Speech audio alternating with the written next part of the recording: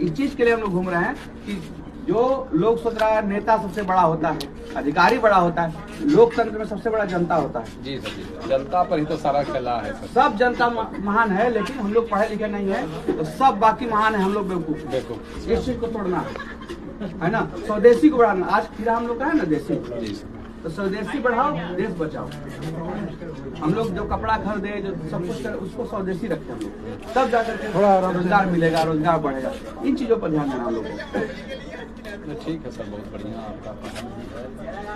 ठीक है, इससे बड़ा त्याग क्या होगा सर? सीएम बनने के लिए आदमी कितना कर देगा, और आप सब कुर्सी को त्याग करके समाज के लिए त्याग दिए कि नहीं हम समाज को जगाएंगे, समाज को बताएंगे हमारा इतिहास क्या था, हम क्या है, और हमको लोगों ने क्या बना दिया।